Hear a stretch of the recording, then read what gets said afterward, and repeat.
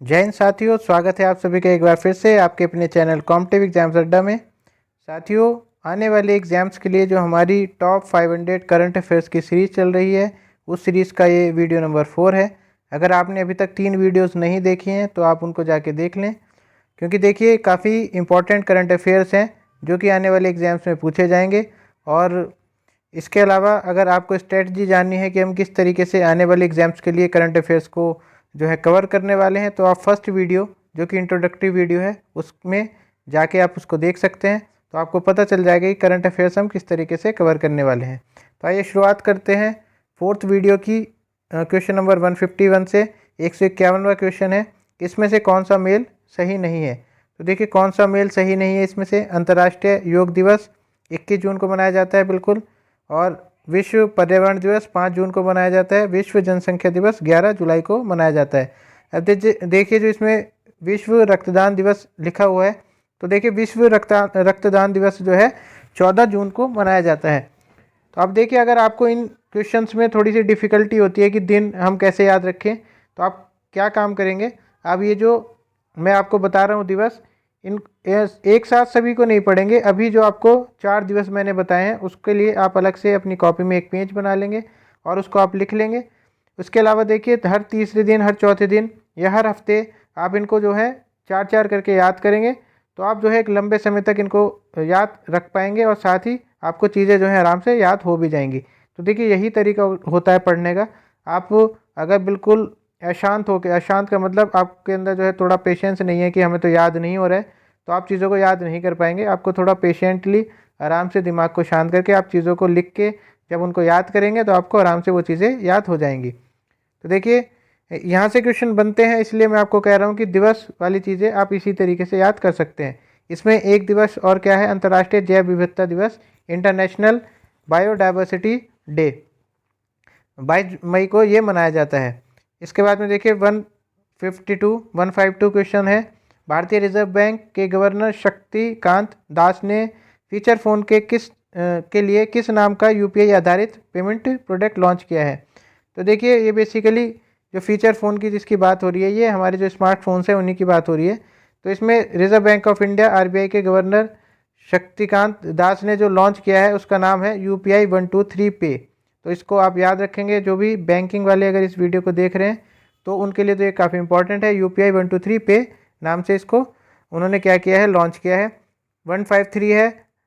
153 question है, हाल ही में कहाँ WHO global centre for traditional medicine की स्थापना के लिए सरकार ने मंजूरी दी है। तो देखिए WHO global centre for traditional medicine, इसकी जो मंजूरी दी गई है वो दी गई है, ऑप्शन नंबर ए है इसमें, जामनगर। और जामनगर कहाँ पे है, तो जामनगर बेसिकली गुजरात में फॉल करता है। तो ये आयुष मंत्रालय, जिसको क्या कहते हैं, जिसको मतलब जिसका विस्तार रूप क्या है, आयुर्वेद। आयुष देखिए कैसे लिखा जाता है, जिनको नहीं पता है उनके लिए मैं बता दूं। और आयुष लिखा जाता है इस तरीके से। तो आयुष मंत्रालय का मतलब क्या है, basically A for Ayurvedic, Y for yoga, और U for Unani, S for Siddhi और सिद्धा, और बेसिकली एच फॉर ह्यूमोपैथिक। तो देखिए ये सारी जो हमारी प्राचीन बेसिकली क्या है, टेक्निक्स हैं, मेडिसिन से रिलेटेड, मेडिकल से रिलेटेड, उनको सबको जोड़ के आयुष मंत्रालय ने एक करने की कोशिश की है। और इसी के तहत स्थापित होने वाला WHO global centre for traditional medicine पारंपरिक दवाओं के लिए पहला और एकमात्र केंद्र कार्यालय होगा। तो देखिए पहली चीज़ जब भी कभी होती है तो वो किसी भी एग्ज़ाम में आने की दृष्टि से काफ़ी इंपॉर्टेंट हो जाती है। तो आप इसको बिल्कुल याद रखेंगे, जामनगर गुजरात में ये बेसिकली स्थापित होने की इसको मंजूरी मिली है। 154 है। 154 क्वेश्चन है, किस राज्य ने मिशन इंद्रधनुष में पहला स्थान हासिल किया है। तो देखिए मिशन इंद्रधनुष में पहला स्थान हासिल करने वाला जो राज्य है वो है उड़ीसा। अब देखिए आपसे क्वेश्चन पूछा जा सकता है कि मिशन इंद्रधनुष किससे रिलेटेड है। तो बेसिकली ये टीकाकरण से रिलेटेड है, टीकाकरण से ये रिलेटेड है, वैक्सीनेशन से रिलेटेड है। तो यह योजना भारत में 90% पूर्ण टीकाकरण कवरेज हासिल करने और साल 2022 तक इसे बनाए रखने का प्रयास करती है। तो इसको आप थोड़ा सा ध्यान देंगे। 155 क्वेश्चन है, हाल ही में किस प्रसिद्ध गोल्फर को औपचारिक रूप से world golf hall of the fame में शामिल किया गया है। तो देखिए गोल्फ जो लोग, जिनको भी इसकी नॉलेज है वो लोग तो जानते ही होंगे, और जो लोग इसमें जो है रुचि नहीं रखते हैं, जो लोग इंटरेस्टेड नहीं होते हैं, उन्होंने कभी करंट अफेयर्स की दृष्टि से इसको पढ़ा है तो उन्होंने टाइगर वुड्स का नाम ज़रूर सुना होगा। तो टाइगर वुड्स जो हैं अभी वर्ल्ड के गोल्फ हॉल ऑफ फेम में शामिल हुए हैं। तो देखिए हर जो स्पोर्ट्स है, हर तो नहीं कहूँगा मैं, मोस्टली जो स्पोर्ट्स हैं उनका हॉल ऑफ फेम होता है और उससे जुड़े हुए, उस फील्ड से जुड़े हुए, उस स्पोर्ट से जुड़े हुए जो भी महानतम लोग होते हैं उनको जो है उस हॉल ऑफ फेम में शामिल किया जाता है। जो जैसे क्रिकेट है तो क्रिकेट के हॉल ऑफ फेम में सचिन तेंदुलकर वगैरह इनके सबके उसमें शामिल है। इसके अलावा देखिए तो देखिए आंसर जो है इसका टाइगर वुड्स है और अपने करियर में टाइगर वुड्स ने कई गोल्फिंग रिकॉर्ड्स तोड़े हैं और ख़ुद को यकीनन अब तक का सबसे महान गोल्फर के रूप में स्थापित किया है। तो जो लोग इंटरेस्टेड नहीं भी हैं उन्होंने जो टाइगर वुड्स का नाम तो ज़रूर सुना ही होगा।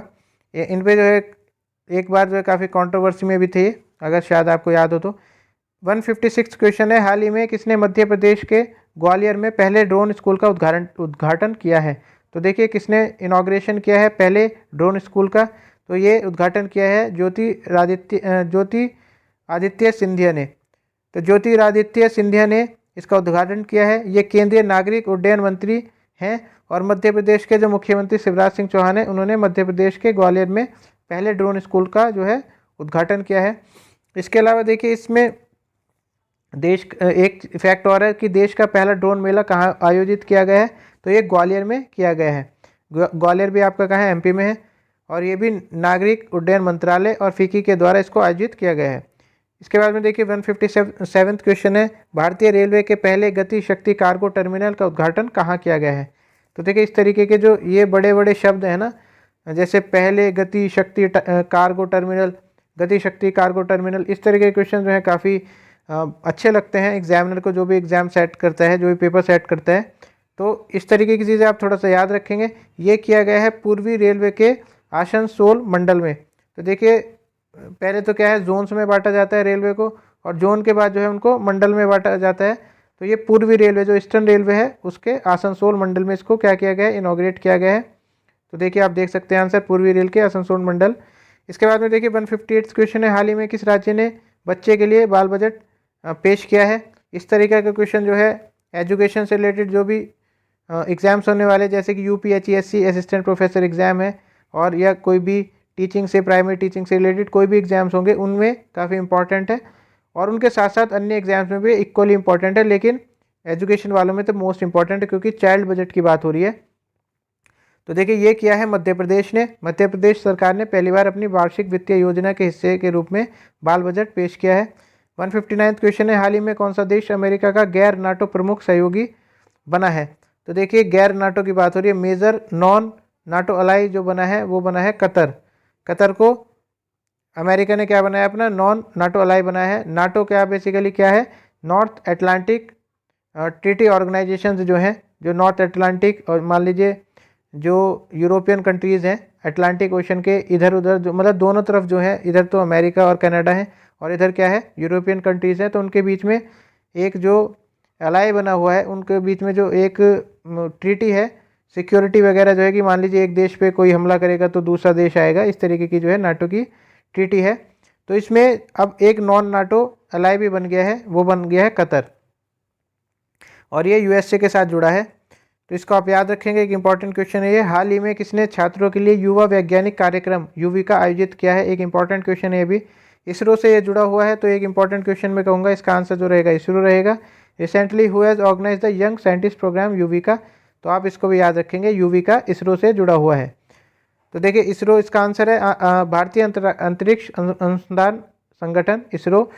इंडियन स्पेस रिसर्च ऑर्गेनाइजेशन स्कूली बच्चों के लिए युवा वैज्ञानिक कार्यक्रम युविका या यंग साइंटिस्ट कार्यक्रम नाम से एक विशेष कार्यक्रम का आयोजन कर रहा है। इसरो के जो अध्यक्ष हैं और अंतरिक्ष सचिव भी हैं, ये स्पेस जो है चेयरमैन है, सेक्रेटरी इनको कहा जाएगा, तो डॉक्टर एस सोमनाथ हैं ये। इसरो का जो मुख्यालय है वो बेंगलुरु कर्नाटका में है। इसकी स्थापना 15 अगस्त 1969 में हुई थी। इसके अलावा देखिए 161 क्वेश्चन है, निम्नलिखित में कौन सा मेल सही नहीं है? तो देखिए इसमें से कौन सा मेल सही नहीं है? विश्व आंध्र दिवस जो है मुझे पता है 2 फरवरी को ही ये मनाया जाता है, अंतर्राष्ट्रीय महिला दिवस, ये भी बिल्कुल सही है। और इसके अलावा देखिए अंतर्राष्ट्रीय वन जो दिवस है वो, ये मुझे कुछ गलत लग रहा है, विश्व जल दिवस 22 मार्च को ही मनाया जाता है। तो आइए देख लेते हैं इसके आंसर को। हाँ, तो आंसर इसका जो है अंतर्राष्ट्रीय वन दिवस ही है, ये गलत है, ये जो दिया गया है ये गलत है। ये जो बनाया जाता है 21 मार्च को मनाया जाता है, तो आप इसको याद रखेंगे। और देखिए 9 जनवरी जो कि इसका ऑप्शन दिया गया था जो कि गलत है, इसका जो आंसर रहेगा वो रहेगा प्रवासी भारतीय दिवस। तो देखिए जो इंडियन माइग्रेंट डे मनाया जाता है वो बेसिकली 9 जनवरी को मनाया जाता है, एक इम्पॉर्टेंट डे है ये भी। तो इन सारे डेज़ को आप एक जगह पे लिखेंगे और आप धीरे धीरे करके 3-4 दिन में अगर उनको एक एक बार देख भी लेंगे तो आपको ये डिफ़िकल्टी आपकी ख़त्म हो जाएगी। इसके बाद में देखिए हाल ही में प्रधानमंत्री ने 11वें खेल महाकुंभ का उद्घाटन कहाँ किया है। तो देखिए 11वें जो खेल महाकुंभ है उसका उद्घाटन किया गया है बेसिकली अहमदाबाद में। अहमदाबाद गुजरात में फॉल करता है, आपको पता ही है, और ये 11वां संस्करण है इसका। और इसका जो उद्घाटन किया गया है वो सरदार पटेल स्टेडियम में किया गया है। हाल ही में किसने गुजरात के गांधीनगर में राष्ट्रीय रक्षा विश्वविद्यालय राष्ट्र को समर्पित किया है। तो देखिए recently who has dedicated the national defence university. तो एक इम्पॉर्टेंट क्वेश्चन है देखिए की दृष्टि से जो है एक इम्पॉर्टेंट क्वेश्चन रहेगा, तो आने की पूरी संभावना रहेगी। नेशनल डिफेंस यूनिवर्सिटी जो गांधीनगर गुजरात में डेडिकेट की गई है नेशन को, वो उसका इनॉग्रेशन भी किसने किया है, प्रधानमंत्री नरेंद्र मोदी ने किया है। तो देखिए एग्जाम में अगर आपको कन्फ्यूज़न है थोड़ा कि नरेंद्र मोदी होगा या और कोई इसका आंसर रहेगा, तो आप वहाँ पे क्या है अपना रिस्क आजमा सकते हैं प्रधानमंत्री नरेंद्र मोदी पे, क्योंकि मोस्ट ऑफ द जो इनॉग्रेशंस हैं, जो बड़े इनॉग्रेशंस हैं वो प्रधानमंत्री नरेंद्र मोदी ही करते हैं। खास करके जो भी मान लीजिए यूनिवर्सिटीज़ हैं डिफरेंट उनका तो नरेंद्र मोदी ही करते हैं। प्रधानमंत्री नरेंद्र मोदी ने गुजरात के गांधीनगर में राष्ट्रीय रक्षा विश्वविद्यालय का एक नया परिसर निर्माण भवन राष्ट्र को समर्पित किया है। इसके बाद देखिए ये भी एक इम्पॉर्टेंट क्वेश्चन है, which of the following is not correctly match. सही मिलान नहीं है, तो सही मिलान नहीं है देख लेते हैं। जो ग्लोबल जेंडर गैप इंडेक्स है, तो देखिए इंग्लिश और हिंदी दोनों में ये सेम ही रहेगा। ग्लोबल जेंडर गैप इंडेक्स इसमें जो है 135वां रैंक है 2022 के। विश्व खुशहाली सूचकांक जो है उसमें 136वां रैंक रहेगा। और विश्व प्रेस स्वतंत्रता में जो रहेगा 150वां रहेगा। पर्यावरण प्रदर्शन सूचकांक 2022 में, तो ये थोड़ा सा मुझे गलत लग रहा है, और ये इसका जो आंसर होगा पर्यावरण प्रदर्शन सूचकांक में 180वां रैंक हमारा है। तो देखिए काफ़ी सोचने की बात है कि 180वां रैंक हमारा है, तो हम काफ़ी पीछे हैं और इसको जो है हमें सुधारने की ज़रूरत है, पर्यावरण को हमें सुधारने की ज़रूरत है। इसके अलावा देखिए वैश्विक शांति सूचकांक वर्ल्ड पीस इंडेक्स, इसमें हमारा 135वां स्थान है। तो देखिए 135वां स्थान किस में हमारा, वैश्विक शांति सूचकांक में है। इनको भी याद करने का वही तरीका है, आप इनको अलग पेज पे लिख लीजिए। सिपरी रिपोर्ट कौन सा देश हथियारों के, तो देखिए एक सिपरी रिपोर्ट होती है, उसमें जो हथियार हैं, जो आर्म्स हैं, इम्यूनेशंस हैं, उनके बारे में ये रिपोर्ट बताती है किसने जो है सबसे ज़्यादा इंपोर्ट किया, किसने एक्सपोर्ट किया है। तो देखिए लार्जेस्ट इंपोर्टर जो है आयत तक जो है वो कौन है, सबसे बड़ा आयतक, तो ये है भारत। भारत ने देखिए सबसे ज़्यादा इंपोर्ट किए हैं, हथियार सबसे ज़्यादा इंपोर्ट किए हैं। और रिपोर्ट के अनुसार भारत और सऊदी अरब ने 2017 से 2021 के बीच हथियारों का सबसे बड़ा आयातक ये देश रहे हैं दोनों। और दोनों देशों की वैश्विक हथियारों की बिक्री में 11% हिस्सेदारी है। देखिए अगर पूरी दुनिया जो है 89% यूज़ कर रही है और ये दो देश जो है 11% यूज़ कर रहे हैं, काफ़ी बड़ी बात होती है। आपको परसेंटेज थोड़ी छोटी लग रही होगी, लेकिन कोई भी देश जो है 11% हथियार यूज़ कर रहा है, एक इम्पॉर्टेंट चीज़ है। इसके बाद में देखिए 2017-21 में सबसे बड़े हथियार निर्यातक, तो देखिए निर्यातक की बात हो रही है, एक्सपोर्टर की बात हो रही है, तो एक्सपोर्टर कौन रहा है, संयुक्त राज्य अमेरिका, और इसकी 39% हिस्सेदारी रही है निर्यात में। तो देखिए अगर 100% निर्यात हो रहे हैं हथियार, तो 39% जो है यूएस से ही कर रहा है। और रशिया का भी इसमें नाम आता है, रशिया दूसरे नंबर पे रहेगा शायद, मैं इसमें कंफर्म नहीं हूँ, तो काफ़ी हद तक कंफर्म भी हूँ कि सेकंड नंबर पे होना चाहिए रशिया। हाल ही में किस फिल्म को सर्वश्रेष्ठ फिल्म के लिए वाफ्टा पुरस्कार दिया गया है 2022 का। तो देखिए which film has been given BAFTA award. इस तरीके के नाम जो है काफ़ी फैसिनेटिंग लगते हैं एग्जामिनर को, तो पूछे जा सकते हैं। तो ये जो है the power of the dog को वाफ्टा पुरस्कार मिला है। तो देखिए ब्रिटिश अकादमी फिल्म पुरस्कारों का 75वां संस्करण रहा है, जिसे वाफ्टा अवार्ड के रूप में भी जाना जाता है। हाल ही में लंदन में आयोजित हुआ है। तो देखिए the power of the dog इस तरीके का इसका जो है फ्रंट पेज है, तो आप इसको देख सकते हैं। सर्वश्रेष्ठ निर्देशक जो रहे हैं जैन कैपियन रहे हैं the power of the dog के, ये डायरेक्टर रहे हैं, बेस्ट डायरेक्टर। और सर्वश्रेष्ठ अभिनेता जो रहे हैं विल स्मिथ रहे हैं और किंग रिचर्ड रहे हैं। इसके बाद में देखिए 167 क्वेश्चन है, हाल ही में किस फिल्म को बाफ्टा फिल्म पुरस्कार समारोह में सर्वाधिक पुरस्कार मिले हैं? तो देखिए कौन सी फिल्म को मिले हैं, तो इसका जो आंसर है वो है ड्यून, ड्यून। तो इसमें जो है ये सबसे ज़्यादा सबसे ज़्यादा जो पुरस्कार इसी फिल्म को मिले हैं, ड्यून को। तो देखिए बाफ्टा की जो फुल फॉर्म है वो दी हुई है British academy of film and television arts. सबसे अधिक पुरस्कार 5 ट्रॉफियाँ जीतने वाले फिल्म ड्यून है, और सर्वश्रेष्ठ फिल्म जो है the power of the dog को मिला है, ये आपने पहले ही देखा है। 168 क्वेश्चन है, वर्ल्ड हैप्पीनेस रिपोर्ट 2022 में किस देश ने पहला स्थान हासिल किया है? तो आप बता ही सकते हैं, ऑप्शंस में एलिमिनेट कर सकते हैं। अब देखिए जापान तो नहीं आएगा, नेपाल नहीं आएगा, चीन नहीं आएगा, इसका जो आंसर रहेगा फिनलैंड। तो देखिए इसको मैंने कैसे याद किया हुआ है, आप देखते हैं ना, फिन जो है मछलियों के जो बेसिकली दोनों तरफ जिससे कि मछली चलती है।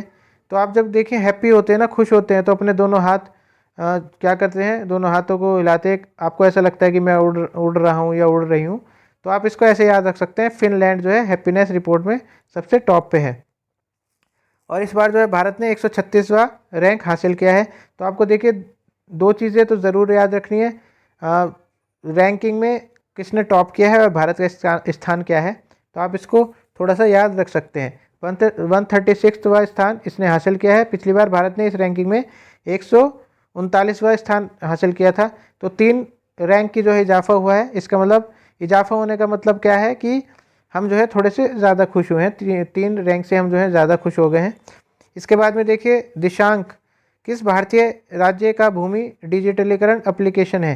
तो देखिए Dishank is the land digitalisation application of which Indian state. तो देखिए अब क्या हो रहा है, भूमि को या जो भी बेसिकली जो तहसील में काम चलते हैं उनको क्या कर रहा है, डिजिटलाइज किया जा रहा है। तो इसी तरीके से जो दिशांक है ये किसी एक स्टेट का क्या है, डिजिटलाइजेशन एप्लीकेशन है। तो ये कौन से स्टेट का है, ये है बेसिकली कर्नाटका का। तो इसको आप याद रखेंगे, दिशांक एप्लीकेशन कर्नाटका द्वारा सभी भूमि अभिलेखों भूमि परियोजना के तहत डिजिटलीकरण के लिए लागू किया गया है, और इसे पारदर्शिता आएगी और भूमि संबंधी विवादों में कमी आएगी। तो देखिए जो भी भूमि से रिलेटेड लड़ाई वड़ाई होती रहती है कि भाई ये मेरी ज़मीन, और इस तरीके से कि किसी ने जो है, आपने जो है मेरा इतना जो है काट लिया है खेत को, ये कर लिया, तो ये सारे जो मसले रहेंगे ये ऑनलाइन होने की वजह से डिजिटलाइज हो जाएंगे। तो उससे जो है कि काफ़ी पारदर्शिता आएगी और उसमें काफ़ी महत्वपूर्ण रहेगा ये। हाल ही में किसने मिस वर्ल्ड 2021 का खिताब अपने नाम किया है? तो देखिए ये जो खिताब अपने नाम किया है ये किया है करोलिना विलावस्का। करोलिना विलावस्का ये पोलैंड की है। 171वां क्वेश्चन है, हाल ही में किसने भारत के पहले यात्री ड्रोन वरुण का अनावरण किया है? तो देखिए who has recently unveiled India's first passenger drone Varun. तो इसका भी नरेंद्र मोदी ने किया है। आपने देखा भी होगा, पिक्चर्स भी काफ़ी वायरल हुई थी कि नरेंद्र मोदी जो है क्या कर रहे हैं, ड्रोन बेसिकली क्या कर रहे हैं वहाँ पे उपस्थित हैं। तो ये भी पिक्चर्स काफ़ी वायरल हुई थी सोशल मीडिया पे भी। तो इसका जो आंसर रहेगा प्रधानमंत्री नरेंद्र मोदी रहेगा। भारत में इंसानों को लेकर उड़ने वाला ड्रोन तैयार हो गया, इस तरीके का ड्रोन है, आप देख सकते हैं। हाल ही में कौन श्रीलंका के 15वें राष्ट्रपति बने हैं? तो देखिए ये जो बने हैं इनका नाम है दिनेश गुणवर्धने। दिनेश गुणवर्धने श्रीलंका के 15वें प्रधानमंत्री बने हैं। थोड़ा सा याद रखना है, आपको पूछा जा सकता है, हमारी नेबरिंग कंट्री है। और श्रीलंका से देखिए थोड़ा एग्जामिनर्स को ज़्यादा प्यार होता है। श्रीलंका, बांग्लादेश, इनके राष्ट्रपति और प्राइम मिनिस्टर जो हैं वो पूछे जा सकते हैं। Which national film award has been announced recently. तो देखिए हाल ही में कौन से राष्ट्रीय फिल्म पुरस्कारों की घोषणा की गई? तो वो की है 68वें राष्ट्रीय फिल्म पुरस्कार के विजेताओं की घोषणा नई दिल्ली में की गई है। यह पुरस्कार साल 2020 के लिए दिए गए हैं। तो देखिए इसमें देख लेते हैं सर्वश्रेष्ठ अभिनेता का जो पुरस्कार दिया गया है। सर्वश्रेष्ठ अभिनेता का पुरस्कार सुराराई पोट्टू के एक्टर सूर्य और film Tanaji the unsung warrior के लिए अजय देवगन को मिला है। तो 2 को मिला है ये, सुराराई पोट्टू के एक्टर सूर्या को और तानाजी के लिए अजय देवगन को मिला है। बेस्ट लिरिक्स का अवार्ड जो मिला है फिल्म साइना के लिए मनोज मुंतशिर को मिला है। तो देखिए ये भी आप थोड़ा सा याद रखेंगे, लिरिक्स का जो अवार्ड मिला है वो मिला है किसको? मनोज मुंतशिर को। तो देखिए अजय देवगन को तानाजी के लिए मिला है और सूर्या को मिला है, ये सूर्या की जो फिल्म का नाम है वो सुराराई पोट्टू है। तो आप इसको थोड़ा सा याद रखेंगे। इसके बाद में देखिए बेस्ट लिरिक्स मनोज मुंतासिर को मिला है। जो 68वां राष्ट्रीय फिल्म पुरस्कार के विजेता की सूची है वो इस तरीके से है। बेस्ट फीचर फिल्म का जो अवार्ड मिला है वो सुरारई पोट्टू को मिला है, ये तमिल फिल्म है। और बेस्ट जो एक्ट्रेस का अवार्ड मिला है वो मिला है अर्पणा वाला मुरली को, वो भी सुरारई पोट्टू में इन्होंने काम किया है। बेस्ट एक्टर के लिए अजय देवगन तानाजी अनसंग स्टोरी, और सूर्या को मिला है सुरई पोट्टू के लिए। इसके बाद में देखिए सर्वश्रेष्ठ हिंदी फिल्म तुलसीदास जूनियर मिली है हिंदी कैटेगरी में। बेस्ट मेल प्लेबैक सिंगर, आप देखिए इसको थोड़ा याद करने का तरीका है कि आप ये मान के चलिए कि कई सारी कैटेगरीज हैं और कई सारी कैटेगरीज में जो थोड़ा सा आपको इंपॉर्टेंट लग रहा है, एक तो देखिए एक्टर कौन सा है, फीचर फिल्म का अवार्ड किसका मिला है, उसके अलावा आप कुछ चीज़ों को छोड़ भी सकते हैं, जैसे प्लेबैक सिंगर वगैरह को आप छोड़ भी सकते हैं। तो देखिए सर्वश्रेष्ठ हिंदी फिल्म का अवार्ड जो मिला है ये थोड़ा सा आप याद कर लेंगे, Tulsidas junior. Best male playback singer, इनको याद रखने की ऐसी कोई आवश्यकता नहीं है, फिर भी आपको आप चाहते हैं कि मैं आपको बताऊं तो राहुल देशपांडे, इनको क्या हुआ है, ये बेस्ट मेल प्लेबैक सिंगर के रूप में इनको क्या हुआ है, मिला है ये award. Best female playback singer जो है नचम्मा के अयप्पन कोशम, ये इनको मिला है। बेस्ट डायरेक्टर जो है सचिदानंद KR, इनको मिला है। तो ये देखिए के अयप्पन कोशम फिल्म है, इसके लिए इनको दिया गया है। और मोस्ट फ्रेंडली फिल्म स्टेट का जो अवार्ड मिला है वो मध्य प्रदेश को मिला है, ये इंपॉर्टेंट है, देखिए इसको आप याद करेंगे, जो मोस्ट फ्रेंडली फिल्म स्टेट जो है वो मध्य प्रदेश है। और इसके अलावा यूपी और उत्तराखंड को संयुक्त रूप से स्पेशल मेंशन अवार्ड मिला है। तो देखिए स्पेशल मेंशन जो फिल्मों में होता है ना कि स्पेशल मेंशन आपने देखा होगा, फिल्म शुरू होती है तो स्पेशल मेंशन का एक पूरी कैटेगरी बनती है, उसमें उत्तर प्रदेश और उत्तराखंड का जो है सबसे ज़्यादा नाम लिया जाता है, तो इसलिए ये अवार्ड उत्तर प्रदेश और उत्तराखंड को मिला है। किसके द्वारा प्रस्तुत किया जाता है, तो फिल्म समारोह निर्देशालय द्वारा प्रस्तुत किया जाता है। 174th क्वेश्चन देख लेते हैं, एथलेटिक्स चैंपियनशिप में कौन सा पदक जीता है। तो देखिए who won the gold medal in the, ये देखिए थोड़ा सा मिसप्रिंटिंग है, हिंदी वाले के साथ चलेंगे हम। हाल ही में नीरज चोपड़ा ने विश्व एथलेटिक्स चैंपियनशिप में कौन सा पदक जीता है, तो ये जीता है रजत पदक। और यहाँ पे बात हो रही है विश्व एथलेटिक्स चैंपियनशिप की बात हो रही है, तो इसमें जो मिला है ये इनको रजत पदक मिला है, और इसको कहते हैं सिल्वर मेडल। विश्व एथलेटिक्स चैंपियनशिप में पदक जीतने वाले दूसरे भारतीय और पहले भारतीय पुरुष एथलीट ये बन गए हैं। तो देखिए एथलेटिक्स की कैटेगरी में ये पहले बन गए हैं, और बाकी अगर बात करें कि भारतीय की बात करें तो ये दूसरे बने हैं। तो भारत के लिए विश्व चैंपियनशिप में पहला और एकमात्र पदक 2003 में पेरिस में अंजू बॉबी जॉर्ज ने लंबी कूद में कांस्य जीता था, तो आप ये याद रख सकते हैं थोड़ा। ये देखिए एथलेटिक्स कैटेगरी में पहले बन गए, और अगर पूरे एक भारतीय की बात करी जाए तो ये जो नाम दिया गया है विश्व एथलेटिक्स चैंपियनशिप, इसमें दूसरे बन गए हैं। 2003 में पेरिस में अंजू बॉबी जॉर्ज ने लंबी कूद में कांस्य जीता था, और इन्होंने जो जीता है वो सिल्वर जीता है। तो होपफुली आपको जो थोड़ा डाउट हो रहा होगा वो आपका क्लियर हो गया होगा। 175वां क्वेश्चन है, हाल ही में किसने देश की 15वीं राष्ट्रपति के रूप में शपथ ली है।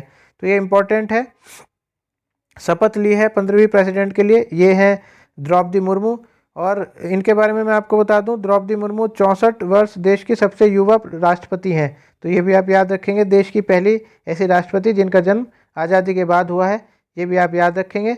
और देश की दूसरी महिला राष्ट्रपति हैं, ये भी आप याद रखेंगे। पहली महिला आदिवासी राष्ट्रपति हैं।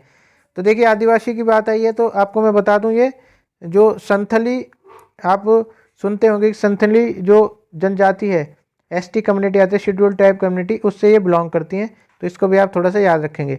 176वां क्वेश्चन है, हाल ही में किसे UAE गोल्डन वीज़ा मिला है। तो देखिए UAE गोल्डन वीज़ा जो मिला है वो मिला है कमल हसन को, कमल हसन को ये मिला है। इंपॉर्टेंट क्वेश्चन थोड़ा सा बन जाता है वनडे एग्जाम्स के लिए। Where was the Asia cup cricket organised recently. तो देखिए एशिया कप क्रिकेट का आयोजन कहाँ किया गया था, तो ये किया गया था UAE में। और एशिया कप 2022 का 15वां संस्करण था, ये विजेता जो रहा है वो रहा है श्रीलंका। एशिया कप में जो विजेता रहा है वो श्रीलंका रहा है, और उपविजेता जो रहा है वो पाकिस्तान रहा है। 178 क्वेश्चन है, निम्नलिखित में कौन सा मिलान सही नहीं है। तो देखिए हमें ये देखना है कि कौन सा करेक्टली मैच नहीं है। ग्लोबल फायर पावर इंडेक्स 2022 में जो स्थान है वो चौथा स्थान है, किसका, भारत का। अंतर्राष्ट्रीय बौद्धिक संपदा सूचकांक, ये देखिए गलत है, ये 84वीं रैंक नहीं है, ये रैंक है हमारी 43वीं।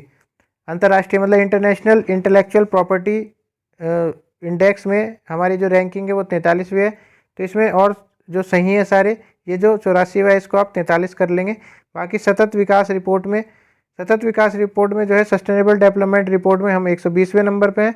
विश्व आर्थिक स्वतंत्रता सूचकांक, तो देखिए आर्थिक स्वतंत्रता इकोनॉमिक फ्रीडम इंडेक्स में हम 131वें नंबर पे हैं। तो आपको देखिए कुछ इंडेक्स मैंने पहले बताए थे, आप इसको भी लिख लेंगे और धीरे धीरे करके आप 3-4 दिन में इनको जब रिपीट करेंगे तो आपको ये याद हो जाएंगे। और बाकी जो है देखिए याद करने का एक तरीका सबसे बढ़िया क्या रहता है, आप किसी ना किसी तरीके से आप इसको इमेजिन करिए।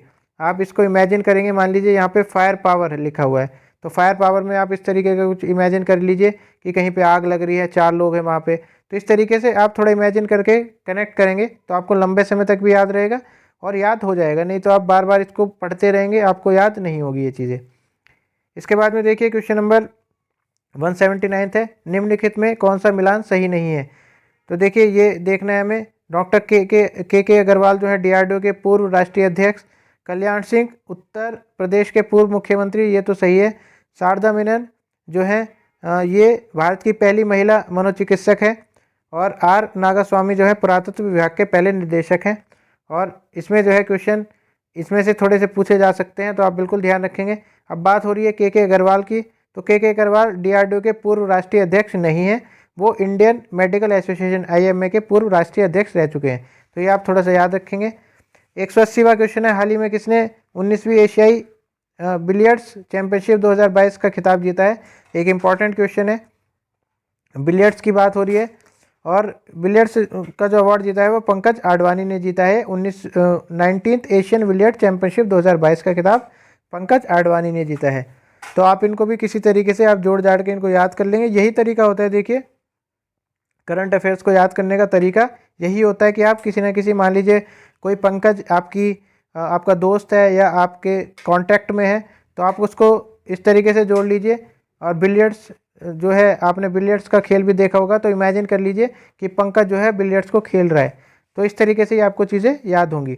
180वां क्वेश्चन है, तो देखिए पंकज आडवाणी ने 19वें एशियाई 100 यूपी बिलियर्ड्स चैंपियनशिप 2022 में अपना 8वां खिताब जीता है।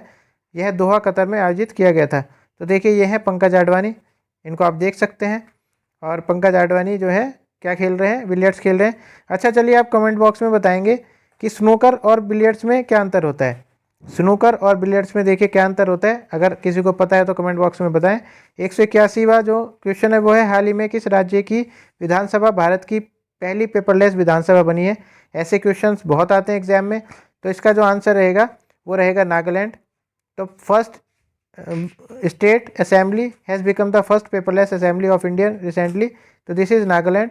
तो नागालैंड विधानसभा पेपरलेस बनने के लिए नेशनल ई विधान एप्लीकेशन नीवा कार्यक्रम को लागू करने वाली भारत की पहली राष्ट्रीय विधानसभा बन गई है। इसके अलावा देखिए जो हाई कोर्ट है, जो पहला हाई कोर्ट जो पेपरलेस हो गया है बिल्कुल पूर्ण तरीके से, तो इसका आंसर क्या रहेगा, केरल रहेगा। ये भी ऐड कर सकते हैं कि इंपॉर्टेंट क्वेश्चन है। हाल ही में बर्मिंघम में हुई all India open badminton championship 2022 में पुरुष एकल खिताब किसने जीता है। तो देखिए ये कई सारे टूर्नामेंट्स होते हैं, इनको भी आप क्या करेंगे, एक पेपर पे लिख लेंगे अलग से। और आपको जो है जब एक जगह पे लिखी हुई होंगी ना ये सारी चीज़ें, कि देखिए बैडमिंटन चैंपियनशिप जो बर्मिंघम में होता है, इंग्लैंड ओपन की बात हो रही है, तो इंग्लैंड ओपन आपको पता चल जाएगा कि ये अलग चीज़ है, और दूसरा कोई आप खिताब देखेंगे, दूसरा कोई आप टूर्नामेंट देखेंगे तो अलग चीज़ है। तो आपका जो है एक क्लैरिटी आपके दिमाग में आ जाएगी, और आप कभी भी आगे पढ़ेंगे तो आपको चीज़ें जो हैं क्लियर हो जाएंगी। तो who has won the men's single title, पुरुष एकल का खिताब किसने जीता है इस टूर्नामेंट में। तो ये जीता गया है विक्टर एक्सेल्सन द्वारा। विक्टर एक्सेल्सन द्वारा ये जीता गया है। पुरुष एकल खिताब डेनमार्क के विक्टर एक्सेल्सन ने जीता है। पुरुष एकल उपविजेता जो रहे लक्ष्य सेन हमारे भारत के हैं। आयोजित स्थल था बिर्मिंघम। तो देखिए लक्ष्य सेन जो है काफ़ी एक इम्पॉर्टेंट हस्ती है हमारी, और इन्होंने और भी कई सारे खिताब जीते हैं। तो देखिए ये आप थोड़ा सा याद रख सकते हैं, और आपको ऐसा लग रहा होगा कि ये जो है काफ़ी डिफ़िकल्ट नाम है।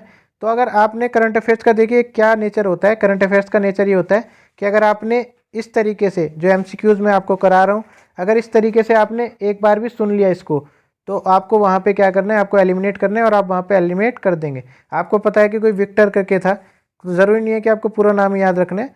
आप रखना चाहते हैं तो बहुत अच्छी बात है, और कई बार जो है थोड़ा रख भी लेना चाहिए।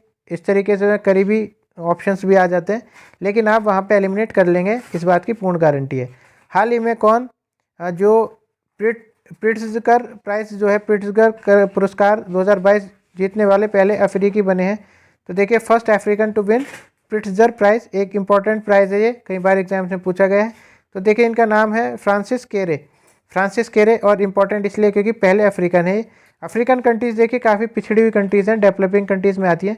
भुखमरी में भी काफ़ी जो है उन वहाँ से नाइजीरिया और ये सारी जो कंट्रीज़ हैं, इसमें बहुत बुरी हालत है। तो यहाँ से किसी ने खिताब जीता है, एक इम्पॉर्टेंट क्वेश्चन बन जाता है फ्रांसिस केरे। तो देखिए, आर्किटेक्ट, शिक्षक और सामाजिक कार्यकर्ता फ्रांसिस केरे को प्रिट्जगर आर्किटेक्चर पुरस्कार 2022 के विजेता के रूप में घोषित किया गया। इस पुरस्कार को वास्तुकला के सर्वोच्च सम्मान के लिए दिया जाता है। तो देखिए, वास्तुकला की बात हो रही है, आर्किटेक्चर की बात हो रही है कि जो भी बिल्डिंग्स वगैरह बनती हैं उनके जो मैपिंग्स होती हैं उसके लिए इनको पुरस्कार दिया गया है। फ्रांसिस केरे प्रतिष्ठित पुरस्कार जीतने वाले पहले अफ्रीकी वास्तुकार हैं। और जो प्रिट्जकर आर्किटेक्चर पुरस्कार जीतने वाले पहले भारतीय हैं वो है बालकृष्ण दोषी। तो देखिए, 184वां क्वेश्चन देख लेते हैं। भारतीय सेशेल्स संयुक्त सैन्य अभ्यास। तो देखिए, सेशेल्स कौन है? सेशेल्स जो है एक देश का नाम है और हमारे जो है साउथ में ये पड़ता है। इसमें सैन्य अभ्यास लामितीय 2022, लामितीय 2022 इसको नाम दिया गया है। कौन सा संस्करण हाल ही में हुआ है? तो देखिए, क्वेश्चन ऐसे ही पूछा जा सकता है कि भारत सेशेल्स में जो संयुक्त जो सैन्य अभ्यास हुआ है, एक्सरसाइज हुई है, मिलिट्री एक्सरसाइज, उसका नाम क्या है? तो लिमितीय 2022 इसको नाम दिया गया है। और आपने पहले ही पढ़ा होगा, इसका संस्करण जो है पूछा जा सकता है, किसी सी या डी ग्रेड का एग्जाम कोई हो रहा है तो उसमें बिल्कुल पूछा जा सकता है एडिशन। तो एडिशन जो है इसका 9वां एडिशन है, आप इसको याद रखेंगे। हाल ही में विश्व जल दिवस, वर्ल्ड वाटर डे कब मनाया जाता है? तो पीछे भी हम देख चुके हैं कि 22 मार्च को ये मनाया जाता है। विश्व जल दिवस की थीम जो रही है, भूजल अदृश्य को दृश्यमान बनाना। तो देखिए, ये इंपॉर्टेंट है, आपको डे तो याद रखना ही है 22 मार्च, और इसका जो है थीम भी आपको याद रखनी है, ground water making the invisible visible. भूजल एक महत्वपूर्ण संसाधन है जो दुनिया भर के पीने योग्य पानी का लगभग आधा प्रदान करता है। तो देखिए, ये थोड़ा सा शायद यहाँ पे मिसप्रिंटिंग है, इसको आप छोड़ देंगे, कोई इशू नहीं है। 186 जो है क्वेश्चन वो है, वर्ल्ड एयर क्वालिटी रिपोर्ट के अनुसार विश्व का सबसे प्रदूषित देश निम्न में से कौन सा है? तो देखिए, वर्ल्ड एयर क्वालिटी रिपोर्ट जो है उसके अकॉर्डिंग मोस्ट पॉल्यूटेड कंट्री कौन सी है? तो वो है बांग्लादेश, हमारे करीबी कंट्री है। बांग्लादेश में देखिए काफ़ी जो है पॉपुलेशन के साथ में जो डेंसिटी है, एरिया डेंसिटी, वो काफ़ी कम है, तो इसलिए इसको आप मोस्ट पॉपुलेटेड सिटी किसके रिपोर्ट के अनुसार है? ये वर्ल्ड एयर क्वालिटी रिपोर्ट के अनुसार है। एयर जो है यहाँ की बहुत ख़राब है। इस रिपोर्ट के अनुसार विश्व की सबसे प्रदूषित राजधानी नई दिल्ली है। ढाका का जो है दूसरा नंबर है। ढाका देखिए किसकी राजधानी है? तो ये बांग्लादेश की ही राजधानी है। और जो हमारी इंडिया की राजधानी है उसको पहला नंबर है, ढाका को दूसरा नंबर। लेकिन अगर कंट्री की बात करें तो बांग्लादेश पहले नंबर पे है। विश्व का सबसे प्रदूषित शहर जो है वो भिवानी है, राजस्थान का जो भिवानी है वो सबसे प्रदूषित है। भारतीय सेना किस देश के साथ डस्टलिक युद्ध अभ्यास में भाग लेगी? तो देखिए, इंपॉर्टेंट क्वेश्चन है, इस तरीके के क्वेश्चन जो है आने की पूरी संभावना रहती है। तो ये डस्टलिक जो है इसमें कौन से देश के साथ लेगी? तो ये जो रहेगा उज्बेकिस्तान के साथ रहेगा। आप इसको कहीं पे नोट कर लीजिए, पूरा पोटेंशियल रखता है क्वेश्चन आने का। तो देखिए, डस्टलिक अभ्यास एक संयुक्त प्रशिक्षण अभ्यास है जो भारत और उज्बेकिस्तान की सेनाओं के बीच आयोजित होगा। और इसकी जो राजधानी है उज्बेकिस्तान की वो है ताशकंद। कई बार देखिए क्वेश्चन मैच द फॉलोइंग से पूछ लिया जाता है, तो जो कैपिटल्स वाली चीज़ है ना, कैपिटल्स वाली चीज़ आपको पहले रटवाई जाती थी जब आप छोटे रहे होंगे। तो देश की जो अन्य देश हैं उनकी राजधानी तो नहीं पूछी जाएगी, लेकिन ये जो मिडिल एशिया है, एशिया है जहाँ पे ये उज्बेकिस्तान, तुर्कमेनिस्तान और बेसिकली इस तरीके के देश हैं।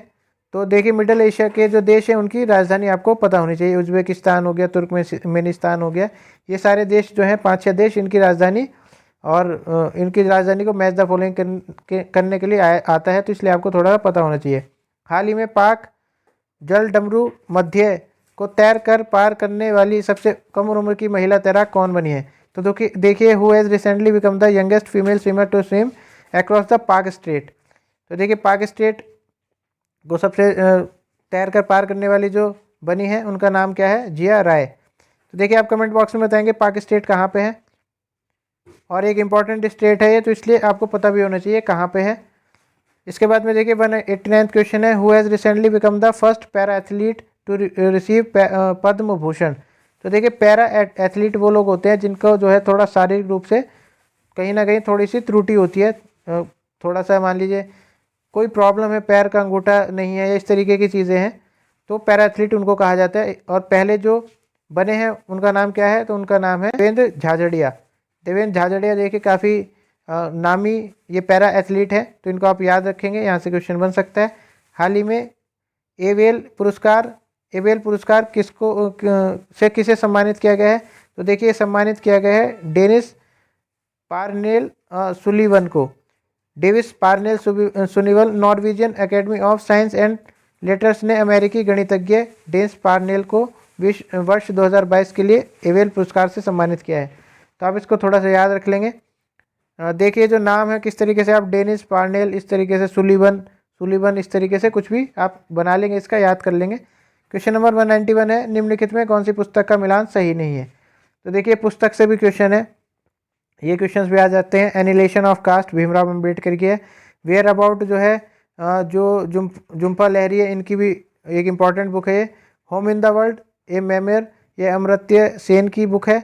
और जो मिनीलियल योगी है नवदीप सिंह गिल की नहीं है ये बुक है दीपम चटर्जी की, तो इसको आप याद रखेंगे। इसी के साथ में नवदीप सिंह सिंगल जो है इनकी बुक है गोल्डन बॉय नीरज चोपड़ा, ये बुक आप बिल्कुल याद रखेंगे, क्वेश्चन यहाँ से बन सकता है। गोल्डन बॉय नीरज चोपड़ा जो किताब लिखी है वो लिखी है नवदीप सिंह गिल ने।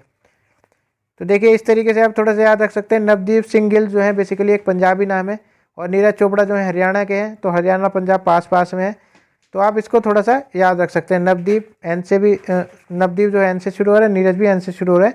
इस तरीके से आप पढ़ाई करेंगे तो आपको चीज़ें याद रहेंगी। थोड़ा सा जो है ठहर के आप याद कर लेंगे एक बार, तो आपको देखिए बार बार परेशानी नहीं होगी।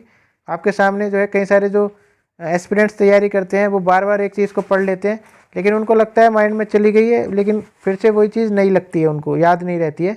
तो आप जो इम्पोर्टेंट चीज़ें हैं होपफुली आपको आ गया होगा कि आपको क्या चीज़ें छोड़नी है, क्या चीज़ पढ़नी है। तो इंपॉर्टेंट चीज़ों पे रुक के आप उसको एक बार बिल्कुल उस पर थोड़ा जोर दिया कीजिए, तो आप चीज़ों को याद रख पाएंगे। इसके बाद में देखिए 192वां क्वेश्चन है, भारत ने पहली बार एक वित्तीय वर्ष में कितने अरब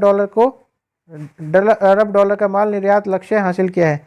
तो देखिए India achieved goods export target of how many billions.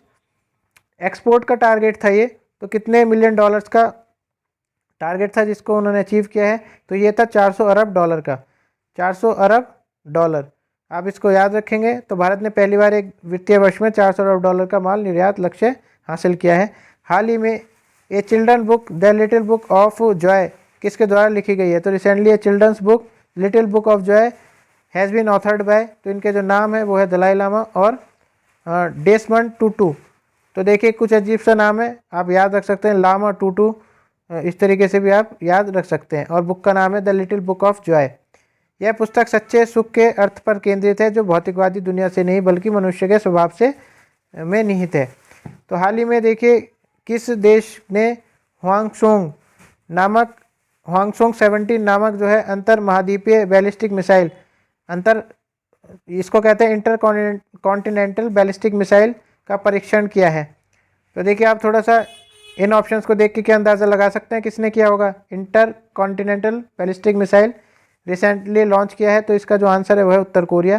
देखिए मलेशिया वगैरह जो है अभी इतने, मलेशिया, अर्जेंटीना, ऑस्ट्रेलिया तो इतना ज़्यादा जो है इन चीज़ों में नहीं है। चाइना को आप सोच सकते हैं, रूस हो गया, और थोड़ा शांति प्रिय देश ही है ऑस्ट्रेलिया। मलेशिया और अर्जेंटीना वगैरह तो ये तो इनको फाइनेंशियली इतने स्ट्रांग नहीं है। उत्तर कोरिया वगैरह इस तरीके का काम करते रहते हैं, तो ये ऑप्शन आप एलिमिनेट कर सकते थे। तो देखिए इन्होंने ये किया है इसका परीक्षण। और नॉर्थ कोरिया की जो है बेसिकली आपको क्या दिखाया गया है, मैप दिखाया गया है। नॉर्थ कोरिया यहाँ पे है, उसके नीचे जो छोटा सा और देश है वो है साउथ कोरिया। इधर उसके राइट में सी ऑफ जापान है, और इधर लेफ्ट में है कोरियन बे। तो इसको आप थोड़ा सा देख सकते हैं। हाल ही में नीति आयोग द्वारा जारी निर्यात तैयारी सूचकांक 2021 में कौन सा राज्य अव्वल रहा है। तो देखिए which state has top the export preparedness index 2021 recently released by NITI Aayog. तो देखिए एक्सपोर्ट प्रिपेयर्डनेस का मतलब होता है बेसिकली आप एक्सपोर्ट करने के लिए कितने प्रिपेयर हो, कि आपके पास में कोई ऑर्डर आ गया किसी चीज़ का तो आप कितने प्रिपेयर हो। तो उसमें किस देश ने जो है टॉप किया है, तो वो क्या है, गुजरात ने। आप इसको याद रखेंगे, इंपॉर्टेंट क्वेश्चन है। 196वां क्वेश्चन है, हाल ही में स्विस ओपन बैडमिंटन टूर्नामेंट का महिला वर्ग का खिताब किसने जीता है। तो देखिए who has recently won the Swiss open.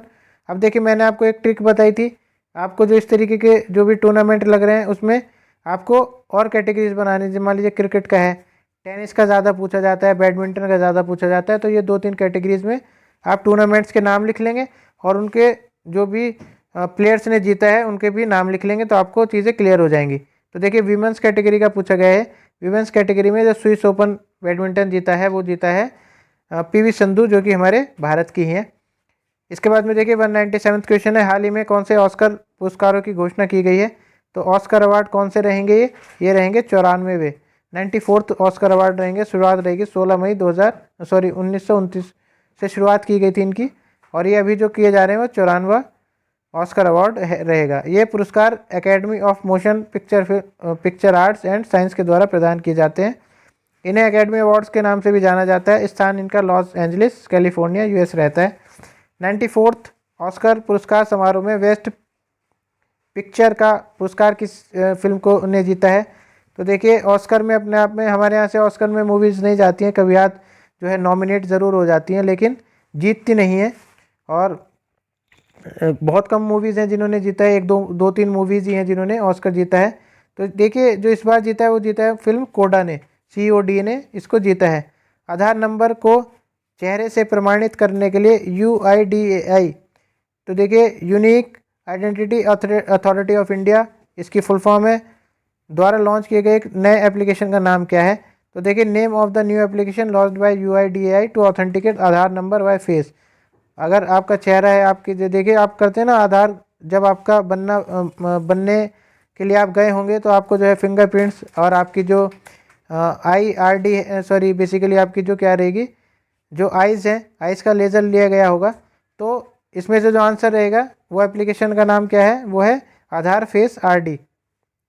इसके बाद में देखिए आज का जो लास्ट क्वेश्चन है इस वीडियो का, वो है which of the following is not correctly matched. तो देखिए इसमें करेक्टली मैच्ड कौन सा नहीं है। बेटी बचाओ बेटी पढ़ाओ गुड़गांव, ये जो है तनिष्का और रिद्धिका कोटिया ट्राइफेड आदि महोत्सव की ब्रांड एम्बेसडर। ये देखिए ब्रांड एम्बेसडर की बात हो रही है। तो देखिए बेटी बचाओ बेटी पढ़ाओ गुरुग्राम की जो है तनिष्का और रिद्धिका कोटिया जो है क्या ब्रांड एम्बेसडर है कि नहीं है। तो इसका जो आंसर है ये सही दिया गया है, तनिष्का और रिद्धिका कोटिया बेटी बचाओ बेटी पढ़ाओ की ब्रांड एम्बेसडर। टाइफेड आदि महोत्सव की ब्रांड एम्बेसडर जो है MC मैरी कॉम है। भारतीय एक्सा लाइफ इंश्योरेंस की ब्रांड एम्बेसडर जो है विद्या बालन है। और बिहार खादी एवं हस्तशिल्प के ब्रांड एम्बेसडर जो है पंकज त्रिपाठी। तो ये गलत है, ये मनोज तिवारी हैं। तो देखिए मनोज तिवारी जो कि क्या है, एक MLA भी हैं दिल्ली में, तो उनके ये BJP से बिलोंग करते हैं, आपको पता ही होगा। ये बिहार खादी एवं हस्तशिल्प के ब्रांड एम्बेसडर मनोज तिवारी हैं। इसके बाद में देखिए एग्रीटेक स्टार्टअप कृषि नेटवर्क और फिनो पेमेंट बैंक के जो हैं वो पंकज त्रिपाठी हैं। अब देखिए इसमें ये जो आया है बेटी बचाओ बेटी पढ़ाओ वाला, इसमें मुझे कुछ कन्फ्यूज़न लग रहा है, तो आप इसको थोड़ा सा अभी मैं आपको अगली वीडियो में इसके लिए क्लैरिफिकेशन दे दूंगा कि ये क्या ब्रांड एम्बेसडर से रिलेटेड है क्या है, तो आप इसको थोड़ा अभी के लिए छोड़ सकते हैं। तो देखिए 200 क्वेश्चन हो चुके हैं। आने वाली वीडियोज़ में हम क्या करेंगे, हमारा जो लक्ष्य है 500 क्वेश्चन को करने का मोस्ट इंपॉर्टेंट। अभी आपको देखिए मई तक हम पहुंच गए हैं, मई तक के जो करंट अफेयर्स हैं आने वाले उसमें जून जुलाई अगस्त के जो करंट अफेयर्स रहेंगे, और ये देखिए इंपॉर्टेंट रहेंगे आने वाले किसी भी एग्ज़ाम के लिए। तो आप धैर्य बनाए रखें, और वीडियो आपको अगर एक बार में नहीं समझ में आती है तो आप इसको जो है दूसरी बार में भी इसको कर सकते हैं। तो इसी के साथ में दोस्तों तैयारी अपनी अच्छी रखें। All the best, thank you.